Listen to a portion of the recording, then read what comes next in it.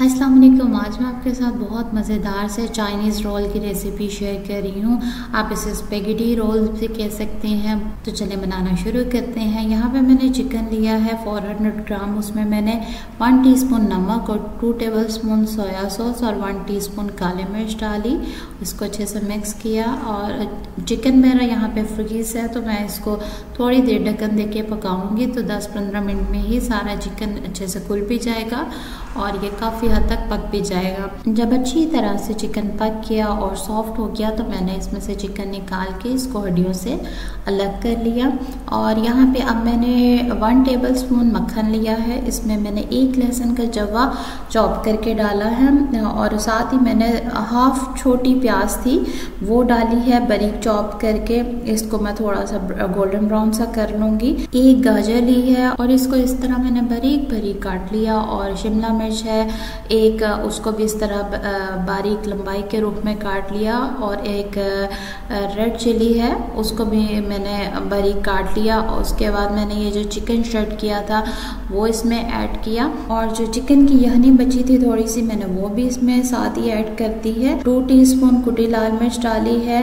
1 tablespoon इसमें chilli sauce जाएगी और हाफ कप मैंने स्पेगेटी ली थी और उसको मैंने बॉईल कर लिया है। तो तकरीबन ये डबल हो गई है पकने के बाद।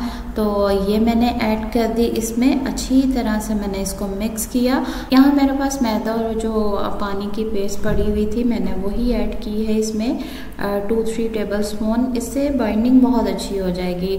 नहीं तो स्पेगेटी वाले जो रोल्स होते हैं उसको बाइंड करना बहुत मुश्किल लगता है। और मैंने सब्जियाँ बहुत ज़्यादा पकानी नहीं है, थोड़ी क्रंची सी रखनी है।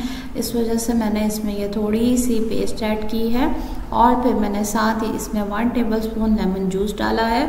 और साथ मैंने इसमें बिल्कुल थोड़ा सा नमक ऐड किया था, नमक मुझे कम लग रहा था। और यहाँ पे जब ठंडा हो गया ये मिक्सचर सारा तो मैंने फिर रोल्स के अंदर इसको फिल किया। एक ट्रे पे पॉलीथीन बैग रख के इसको इन सारे रोल्स को फ्रीज कर लिया।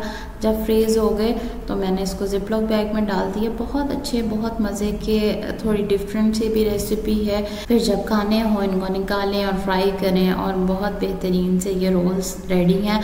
आप इसको किसी भी सॉस के साथ सर्व कर सकते हैं। बच्चों को भी इंशाल्लाह बहुत अच्छे लगेंगे। आप ये रेसिपी ट्राई करें, आपको भी इंशाल्लाह बहुत अच्छी लगेगी। अगर आपको मेरी वीडियोस अच्छी लगती हैं तो लाइक और शेयर कर दिया करें। अगली वीडियो तक के लिए अल्लाह हाफिज़।